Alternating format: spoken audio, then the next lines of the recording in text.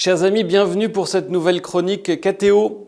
Le voyage du pape a été confirmé en France en septembre prochain et le pape va venir visiter notre pays, notre Église, mais aussi annoncer au monde un certain nombre de messages très importants.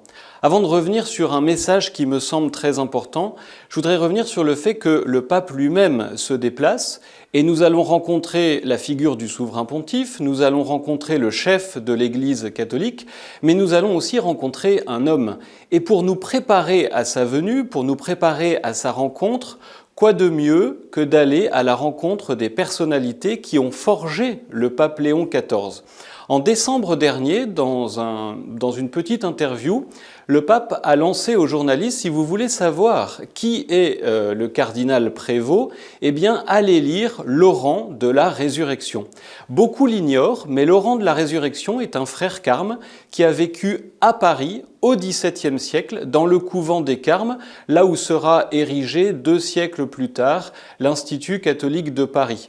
Et cet humble frère carme, qui n'était pas prêtre, a forgé une doctrine de la rencontre de Dieu dans son quotidien.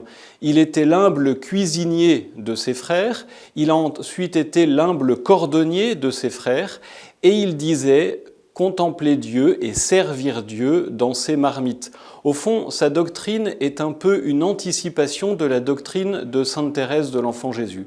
Et si nous voulons rencontrer Léon XIV, peut-être que pour nous préparer à sa rencontre, nous pourrions nous intéresser à la figure de Laurent de la Résurrection, qui est devenu quasiment inconnu en France, mais très connu aux États-Unis, y compris dans les milieux protestants, pour sa doctrine très simple et sa contemplation de Dieu très simple dans le quotidien de nos vies.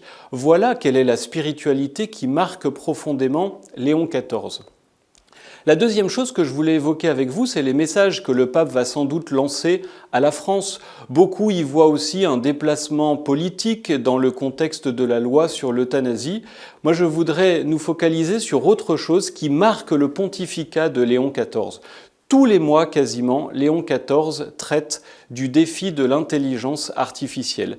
Et sans doute, à la fois à l'UNESCO, mais aussi à Paris et dans d'autres lieux, le pape pourra nous rappeler les défis que représente l'intelligence artificielle.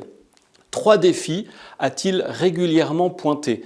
Le défi de la responsabilité, le défi de la coopération et le défi de l'éducation. Dans tous les domaines, qu'ils soient politiques, éducatifs, militaires, les sujets de la paix aussi, ce sujet est essentiel et je forme le vœu que Léon XIV nous enseigne sur cet aspect qui est un défi majeur de nos sociétés et de nos églises aujourd'hui.